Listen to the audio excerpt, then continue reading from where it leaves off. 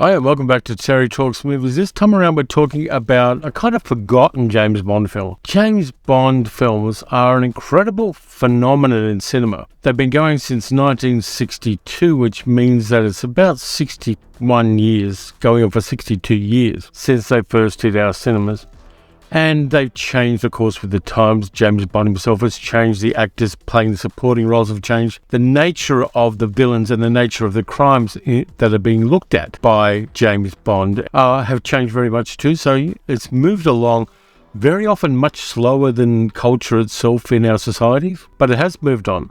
But in 1983, there was a weird situation where there were two mainstream Bond films going up against each other. It had happened once before in 1967 when You Only Live Twice came out in the same year as the spoof film Casino Royale. But these are two serious Bond films that came out. One was Octopussy, one was Never Say Never Again. And Never Say Never Again has a much more interesting story about it. So I'm going to talk about the James Bond film that isn't canon, but starred one of the two or three best actors ever to play James Bond. Let's go back to the late 1950s. Ian Fleming's trying to get a James Bond movie up. This is before Cubby Broccoli and Harry Saltzman came on the scene. He was trying to get a James Bond movie up. He knew he had a good IP there, and he got together a producer, an Irishman called Kevin McClory, and a screenwriter called Jack Whittingham, who had been doing this kind of espionage film since the 1940s.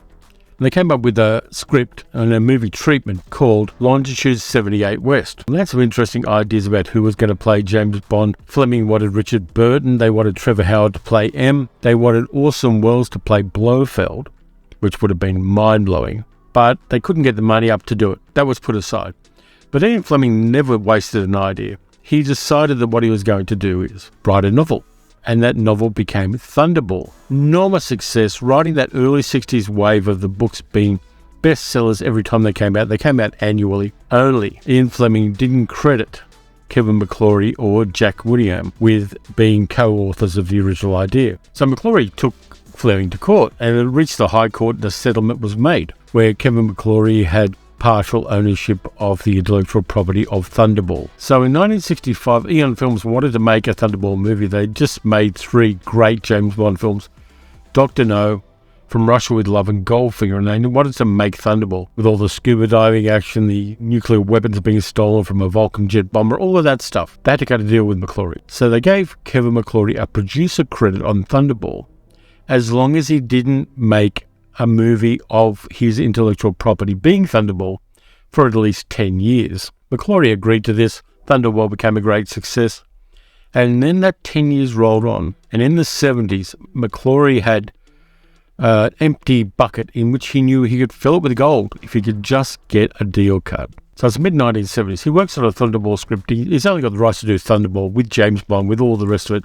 He actually had the rights to Blofeld and Spectre, which Eon Films only got back at the end of the last century. Eon Films and all of the Roger Moore James Bond films didn't have Blofeld in them for that reason. They didn't have the rights to that character and his organisation. So McClory puts together a package.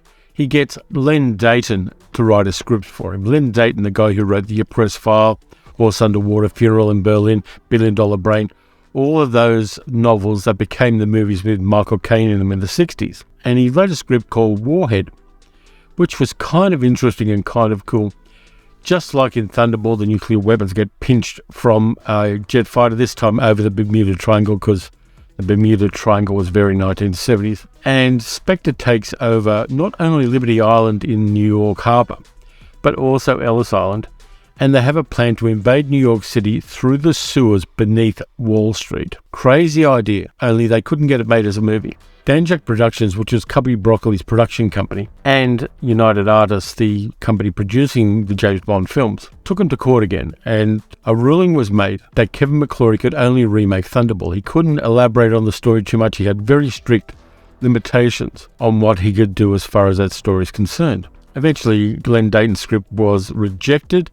There was going to be a movie made called James Bond of the Secret Service, which was announced in the late 1970s, but nothing ever came of that. They couldn't get the funding. So they needed a script. So they got a screenwriter called Lorenzo Semple Jr., who had a bit of a track record. He'd done screenplays for some very good films. 3 Days of the Condor, Papillon, The Parallax View, and the 1966 Batman movie. So Lorenzo Semple Jr. puts out a script. And they had a producer called Jack Schwartzman at the time. And Schwartzman cut out all the big ticket items on the script because they didn't have the funding for it. So Lorenzo Semple Jr.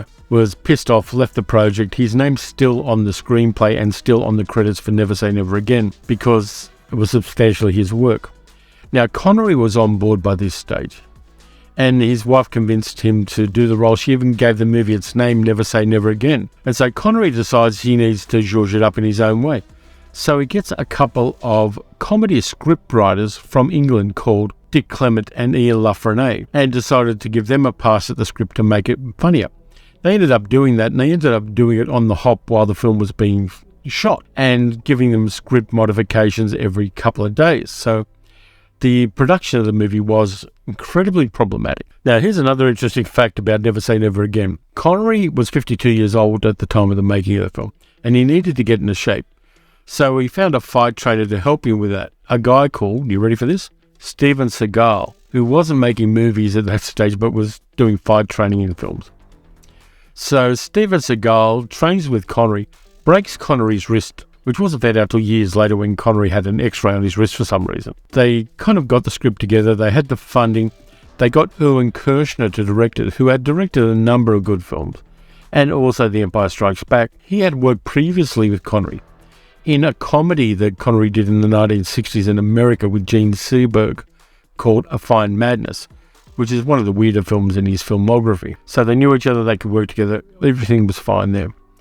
So they needed to go to casting next. Casting is, for me, pretty damn good, even though the actors sometimes aren't quite where they should be on the script. First off, for the character of Emilio Largo, the guy who's a billionaire and who has a ship which is transporting the nuclear weapons that are stolen from cruise missiles. In this case, they've updated it from bombers to cruise missiles, which are hacked basically and crashed into the ocean where scuba divers could retrieve the nuclear weapons from them. He's played in this movie by Klaus Maria Brandauer, a guy who had got a lot of acclaim a year or two before in a movie called Mephisto. And he gives us a really great psychotic character in Emilio Largo.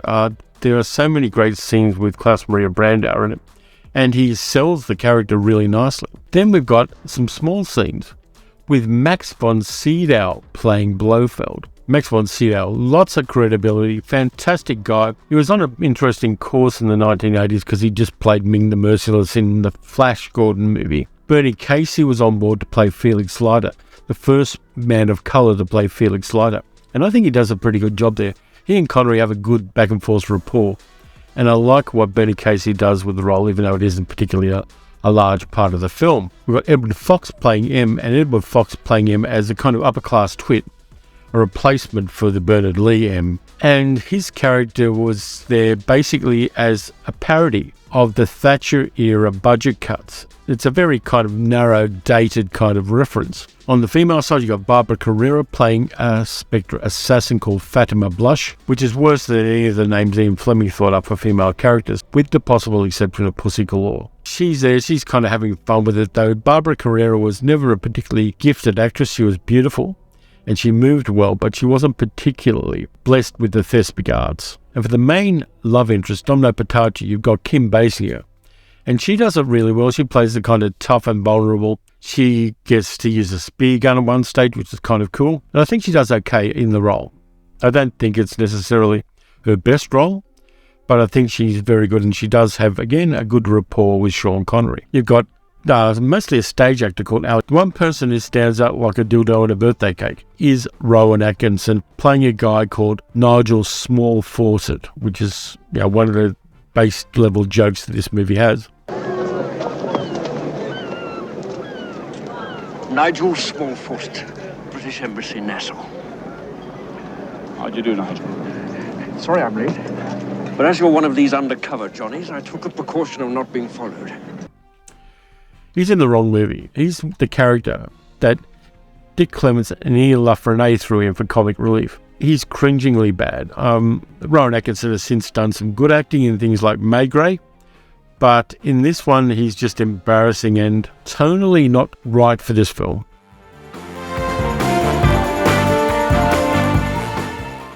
The movie was filmed in the French Riviera and in the Bahamas.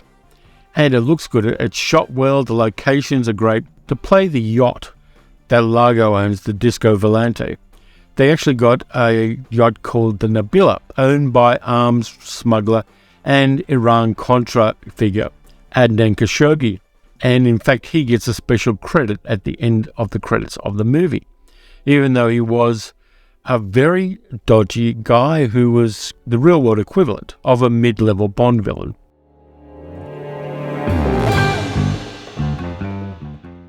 So you've got to remember when you watch this film, it's a 1980s Bond film. It's going to have cringy moments, it's going to have creepy moments, and there are times when Bond crosses the line in the sovereignty of female characters. Having said that, it's a much better film than the other film that was made in the same year, Octopussy. It has pretty much the same plot as Thunderball with a few technological updates. The cruise missiles are hacked and captured with the aid of Jack Patachi, Domino's brother, who is seduced and handled by Fatima Blush at a place called Shrublands, which is a health retreat which also happens to be hosting James Bond, because M has sent him there as a part of a health retreat after he does a training exercise that goes a little wrong.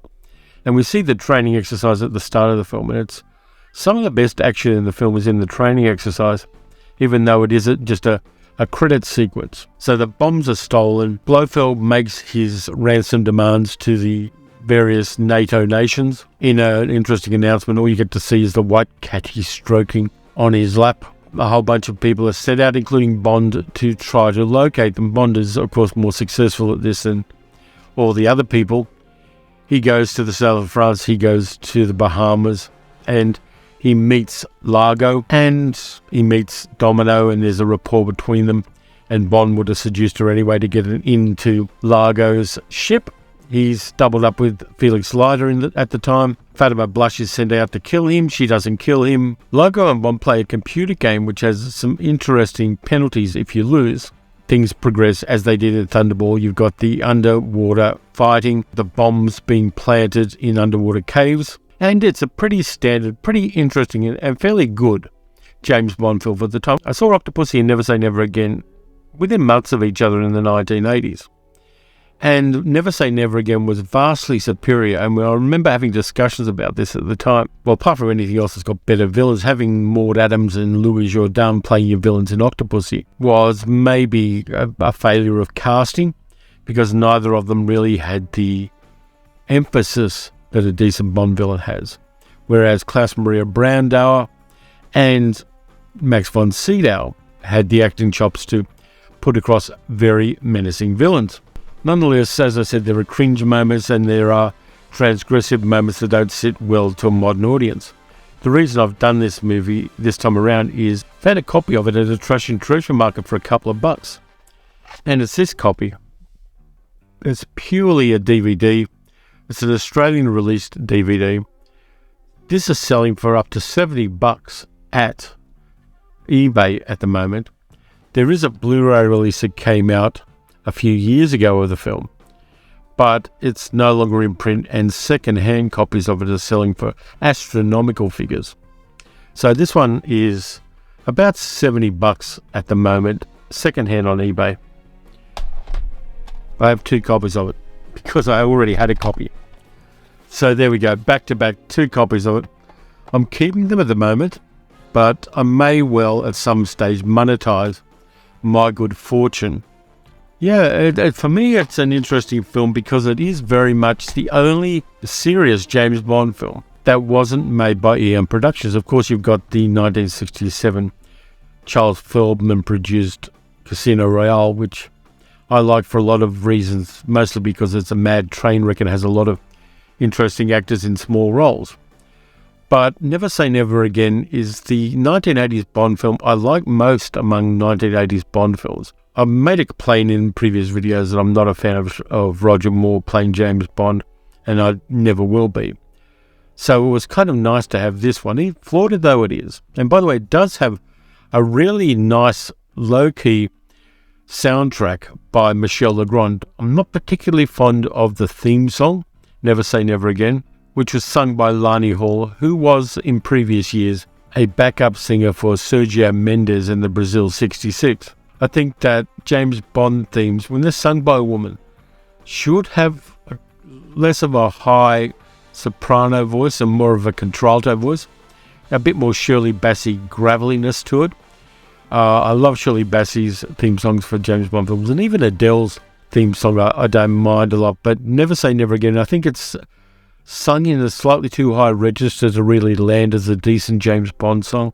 But I do like a lot of the secondary music that Michel Legrand does for the film, particularly as Domino and James Bond start exploring their romance. I think that kind of works, and it gives the movie a little more class than many Bond films of the time had.